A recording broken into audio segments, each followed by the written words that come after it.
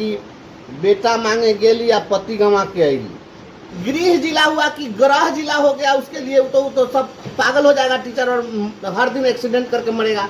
मांगे थे कि हमको आप खाना दे दीजिए, हम भूखे हैं, आप हमको खाना नहीं खिला सकते थे तो घास भूसा दे दीजिए, टोकरी में भर के खा लीजिए, हम जानवर हैं। नमस्कार, इनकलाबी दस्तक देख रहे हैं आप और मेरा नाम है उत्तम कुमार। देखिए, बिहार में जो है शिक्षकों का ट्रांसफ़र किया गया है। कल बिहार में लगभग 26,600 कुछ शिक्षकों का ट्रांसफ़र किया गया है। स्कूल अलॉट का जो सूची है वो जारी कर दिया गया है और शिक्षकों में जो है हड़कंप मचा हुआ है। शिक्षक जो है ट्रांसफ़र होने के बाद जब स्कूल मिला है तो शिक्षक काफ़ी परेशान है। पूरे मामले पर बातचीत करने के लिए हमारे साथ एमएलसी बंशीधर ब्रजवासी जी है, इनसे बातचीत करेंगे। क्या कुछ कहिएगा सर? शिक्षकों के लिए इतना काम कर रहे हैं, शिक्षक फिर भी परेशान है। स्कूल अलॉट हुआ है लेकिन शिक्षक की परेशानी जो है वो दूर नहीं हो रही है।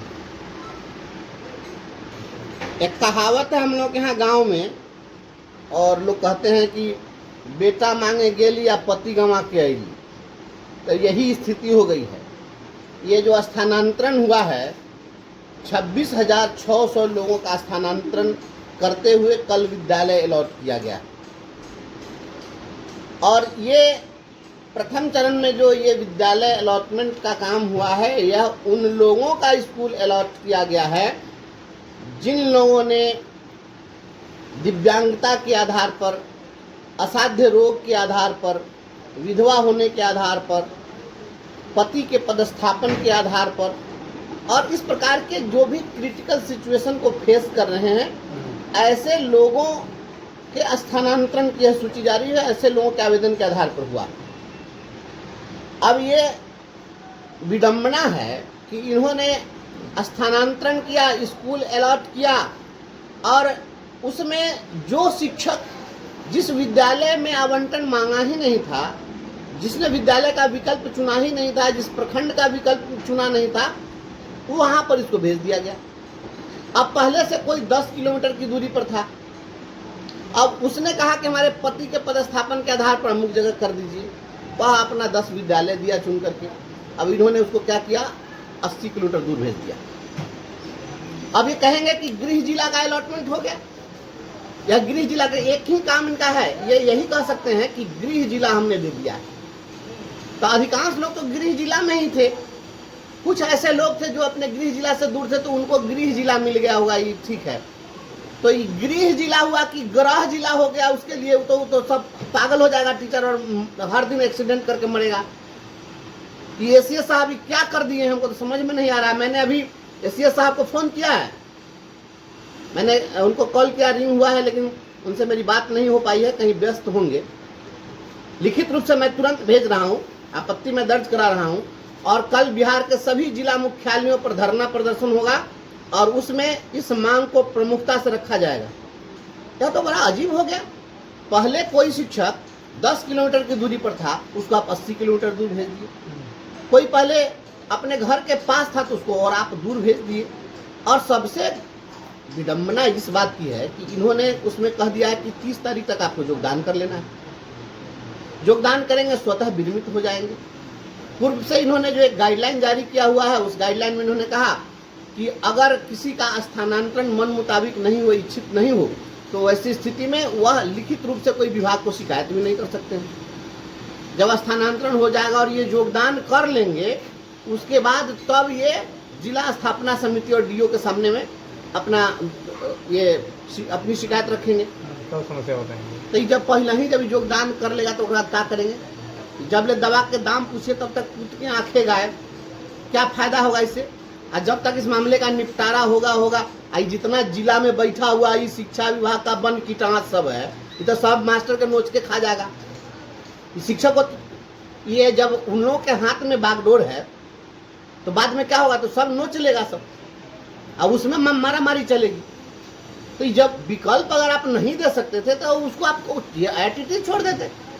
जहां मांगा, अब हमको मन था कि भाई हमको ये चीज चाहिए, वो चीज आप हमको नहीं दे सकते तो दूसरा चीज हमको दे दीजिएगा। आप नहीं दे सकते हैं तो आप सीधे मना कर देते। शिक्षक लेकिन काफी परेशान है, काफी परेशान है कि मत कहिए। सारे लोग तो शिक्षिकाएं जितनी हैं वो इतनी परेशान हैं। सबसे ज्यादा समस्या तो दिव्यांगों के साथ है। ऐसे ऐसे दिव्यांग शिक्षक हैं, मुझे फोन कर रहे हैं और वो पहले 10 किलोमीटर दूरी पर थे, अब 80 किलोमीटर दूर हो गए। ये तो अजीब बात है। हम मांगे, आप वो देने में सक्षम नहीं थे। आप अगर देने में सक्षम नहीं थे, मान लीजिए हम आपसे कह दे कि हमको पैसा दीजिए, तो आपके पास पैसा नहीं था तो आप अनचल्लू सिक्का दे दीजिएगा, माटी के घर के रुपया दे दीजिएगा हमको। नहीं था, ना देते, सीधे कह देते नहीं देंगे, नहीं है मेरे पास में। हम मांगे थे कि हमको आप खाना दे दीजिए, हम भूखे हैं, आप हमको खाना नहीं खिला सकते थे तो घास भूसा दे दीजिए, टोकरी में भर के खा लीजिए, हम जानवर हैं। ये कौन सी बात हो गई?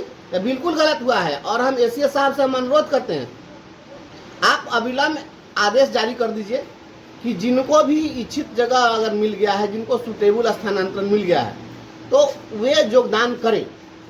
लेकिन अगर कोई योगदान नहीं करना चाहते हैं, उनको लगता है कि हम अभी जो दिए हैं इनसे तो बढ़िया पहले ही था हमको, तो ऐसे लोगों के लिए विकल्प खुला रहना चाहिए कि जो जहाँ है वहाँ पर बने रहें। इनके नए जगह पर योगदान की बाध्यता को खत्म कर देना चाहिए और इसके लिए अविलंब गाइडलाइन जारी किया जाए। इस मांग को लेकर कल पूरे बिहार में धरना प्रदर्शन होगा, आंदोलन होगा। क्योंकि हम जहाँ हैं, हम कहाँ जाएं? अपन घर छोड़ घर मुड़िया खाए, कहाँ जाएगा भाई? ये सब नहीं चलेगा, ये बिल्कुल गलत बात है। और सामने आ रहा है आपको मानसून सत्र में सदन में भी इस मामले को हम उठाएंगे मजबूती के साथ। सड़क पर भी लड़ेंगे शिक्षकों के लिए, सदन में भी लड़ेंगे, सड़क से सदन तक संघर्ष होगा।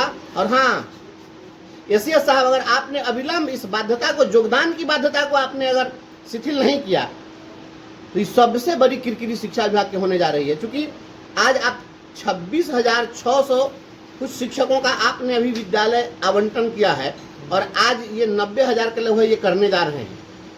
1,90,000 लोगों ने आवेदन दिया था, जिसमें ये लगभग 1,14,15,000 लोगों का ये करने जा रहे हैं। इसमें से मात्र 10% ही शिक्षकों को उनका मन मुताबिक स्थानांतरण का लाभ मिला। तो शेष लोग ये हाई कोर्ट में जाएंगे, हाई कोर्ट का सिस्टम करप्ट कर जाएगा। आपको मैं बता दे रहा हूँ, इतना केस हाई कोर्ट में जाएगा कि हाई कोर्ट का सिस्टम करप्ट हो जाएगा, बड़ी किरकिरी हो जाएगी। क्योंकि आप स्थानांतरण के बदला में तो काला पानी का सजा दे दिए सबको, तो क्या करेगा शिक्षक लोग? तो सब हाई कोर्ट जाएगा और हाई कोर्ट जब जाएगा तो अब बड़ी बदनामी हो जाएगी कि एक विभाग से और अचानक से ये इतने लोग, 10% से ज़्यादा लोगों को सही सलामत का स्थानांतरण नहीं मिला।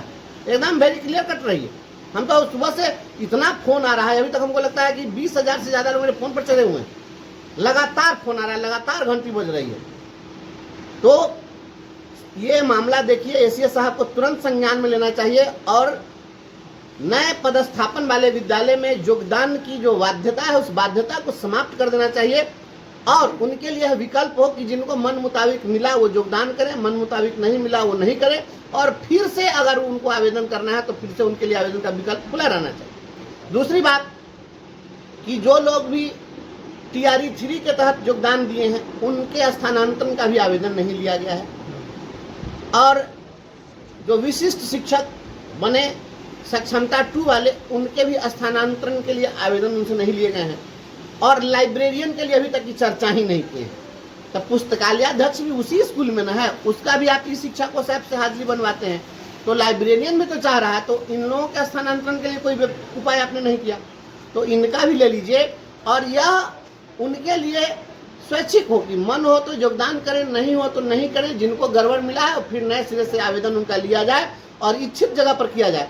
और जहाँ पर इन्होंने आवेदन दिया था, जिसके जो विकल्प दिया था, वहाँ पर स्कूल खाली रह गया, रिक्ति रह गई। जब रिक्ति थी तभी ना आवेदन लिए थे, तो जब रिक्ति थी तो कहाँ नहीं भरे? तो वहाँ भरे नहीं या भेज दिए मतलब के। अभी हमारे यहाँ बहुत सारे लोग बैठे हुए हैं जो शिक्षिका पति हैं, ये सभी लोग आए मेरे पास फरियाद लेकर सुबह से, तो लोग मेरे यहाँ लगातार इसी के लिए लोग आ रहे हैं। तो इन लोगों से ही बात करिए, ये बताएंगे कि क्या स्थिति है।